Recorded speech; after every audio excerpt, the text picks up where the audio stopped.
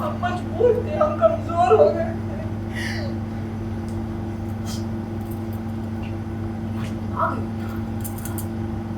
अब हमारी शक्ति लौटी है। अब हम दोनों मिलकर उस गौरी को इस घर में एक दिन भी टिकने नहीं देंगे।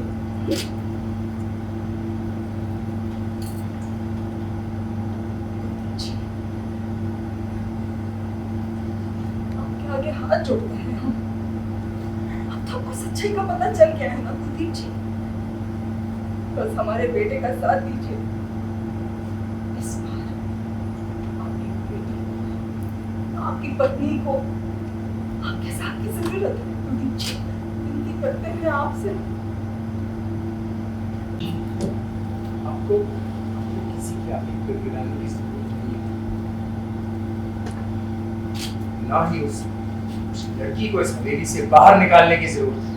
उसको उसके किए की सजा जरूर मिलेगी और इसी हवेली में मिलेगी। हम उसकी जिंदगी ऐसी नर्क बना देंगे कि वो अपनी मौत की भी भीख मांगे। वो वापस आ गई है, हमें उसे रोकना होगा।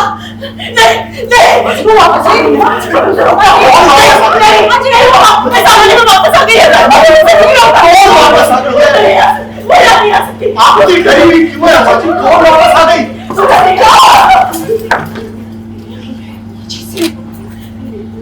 अम्मा जी को क्या हुआ? बच्ची के साथ झूठी हो रहा है, तुझे क्या? बहुत कटपुतली बना के नाच नचा है तूने। हमारी सांस खोलेगी ना, अपनी खबरदार जो अम्मा जी से बात करेगी कुछ तूने को।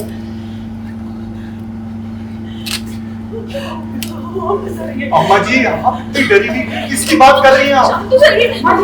अम्मा जी किससे क्या डर रही है? अम्मा जी किससे किसकी बात कर रही हैं आप? अरे बोलिए तो सही। भैया अम्मा जी भी कुछ कहने की हालत में नहीं है। पहले शांति से उन्हें बिठाते हैं फिर बात करते हैं। आइए अम्मा जी। आइए डरी माँ आइए। वीरेंद्र, तुम्हारी हिम्मत कैसे हुई?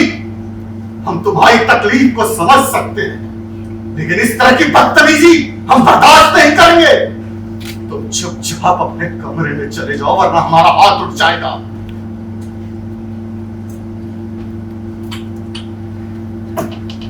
उठाइए हाथ।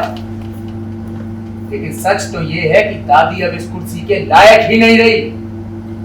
इनके लिए गए हर फैसले से लोगों की जिंदगियां बर्बाद हुई है, तो किस बात का सम्मान देना इनको? तू होता कौन है अम्मा जी पे उंगली उठाने वाला? और ये कौन होती है सबकी जिंदगी का फैसला लेने वाली? ना ये गौरी को इस घर में बहू बनाकर लेकर आती, ना उनके मन में लालच आता, और ना ये तमाशा होता।